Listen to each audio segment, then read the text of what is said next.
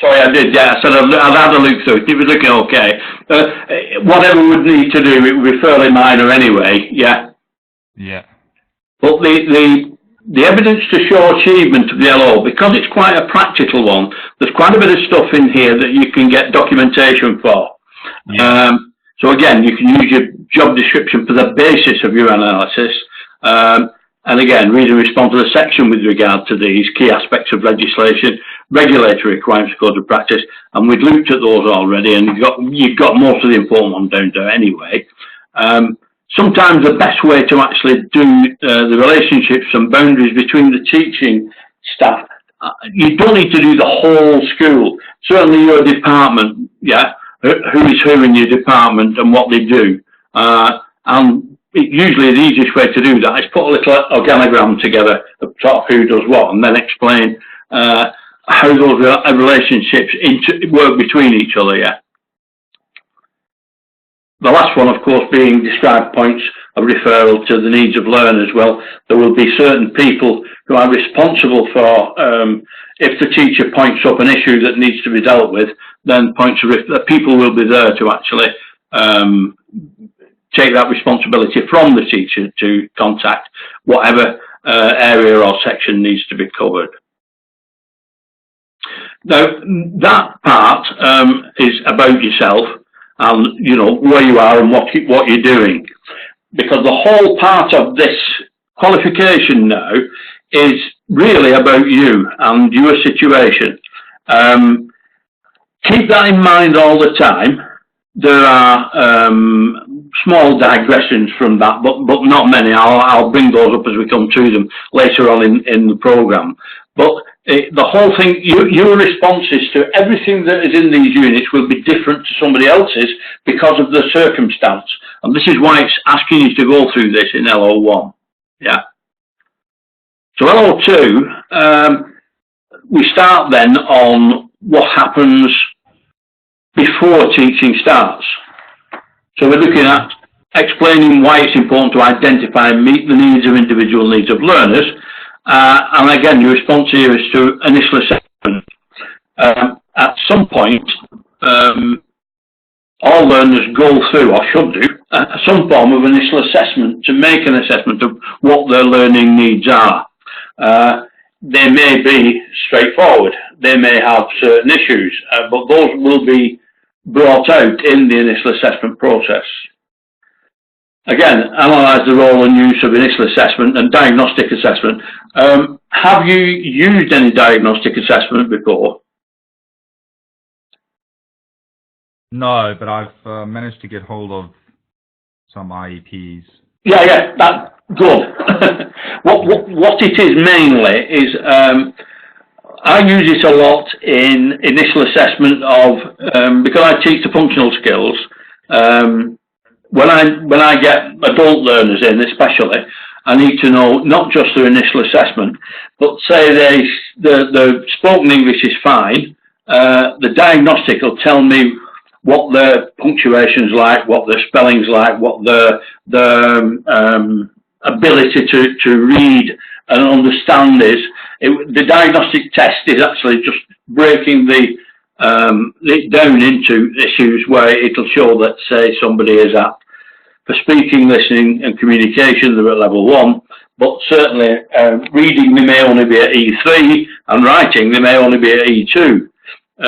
So the diagnostic is there for that reason, to actually break it down into more detail so that, again, you can identify and meet the individual needs of learners, because those sort of things are very individual. Each learner is going to be different and have a different situation. Now, they will be in a similar group, but the resources that you use to assist those people will be different. Okay. So use methods of initial and diagnostic assessment to agree individual learning goals with learners. So the learners then end up with an individual learning plan. And that learning plan will have all the issues that have been brought up, albeit they have some specific issues, others may not have, and it will then allow you to actually put that learning plan together. And again, record individual learning goals. So an analysis of using copies of initial assessment and diagnostic for a couple of learners. An explanation of the process of admission leading up to teaching. Copies of 2 learners' individual learning plans, and this is one ostensibly having a learning issue that you have produced, which is to be actual, filled in and submitted as an appendix. The learning issue can be invented to show adaptation later on in the unit if you've not got anybody in that situation. But if you have, great, use that. Okay. One point about that, as you will be using copies of actual documents, it's important that you take the learner's name out and make them learner A and B and refer to them in your text, yeah? Yeah, I've done that. Yeah, that's fine. Can I just ask a question? I mean, because I'm not sort of directly teaching as of yet. Yeah. I mean, obviously, this is not something I would be doing in my day-to-day responsibilities. No, but what you can do. Do I just need to talk about how I adapt my teaching to a IEP? Well, what it says, the first bit is sort of slightly general. It's analysing the role of initial assessment diagnostic. Okay. But the other one is use methods and record learners' individual learning goals. Now, in some schools, the teacher has a partial responsibility of that. In others, the teacher doesn't do that at all. Somebody else or a different team covers that before they actually get to the teaching situation. Now, what you need to do, I presume you do take classes, yeah? Well, I'm involved in a TA sort of capacity. Yeah, fine. So you will have learners in those classes, yeah? Yeah. So get the information up for 2 of those learners.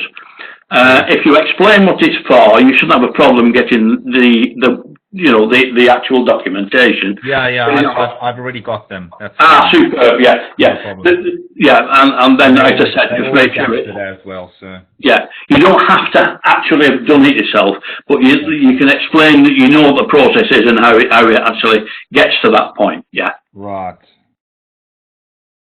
Now, the next bit, I'm going on to 3.1 on here, because it follows on from there. And the next bit is, once you've got that and you've got all your learners and you've got all the stuff involved in that, it then looks at devising a schema of work. Now, you will have a schema of work, yeah, but for the work that you're doing with those learners. You may not have devised it, it may be already in place, but a copy of the scheme of work that you've got, or a scheme of work for our unit, yeah? My scheme of work is obviously the sessions that we do and the learning objectives that are taken each time, yeah? Okay. So a scheme of work in which is in accordance with the internal and external requirements. And that is if you've got external awarding bodies, they require certain things or certain documentation. If it's just internal, then it's the documentation that's used in the scheme of work within the school that you're in. Yeah? Can I get the next bit after that, sorry? Okay. Oh, sorry, never mind. Sorry. Yeah, I'll just turn that off. It was only Roman anyway. I'll speak to him afterwards. One of the things that we do from that scheme of work then is break it down into lesson plans. And again, this can be a copy of our lesson plan from that scheme of work, not the whole bunch of lesson plans that make up that scheme of work. It's showing that you've got a scheme of work and it's lesson planned out in to meet that scheme. Yeah. Okay. Yeah. So is it just one example of that I need then? Yeah. You need to show a scheme of work, and yeah, it doesn't need to be the full scheme of work for the whole year. It can be, just one section of that you cover, where you cover a particular unit or a particular subject. One lesson plan, basically.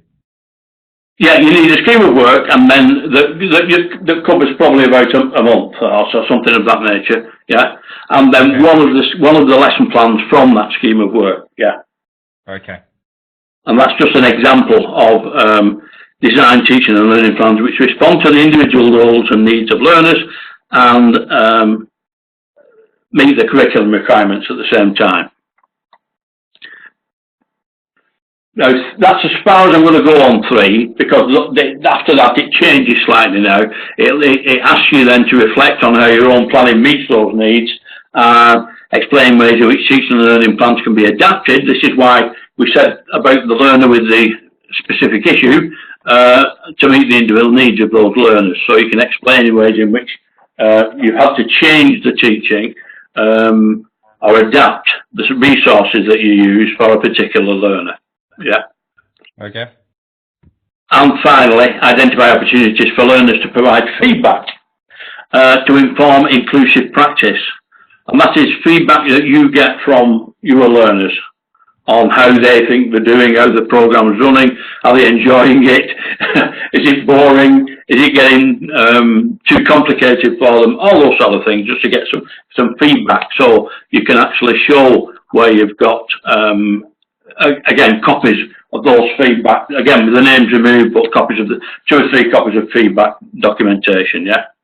Or a completed document of feedback questionnaire which you've taken from, as a feedback from students, yeah? Okay.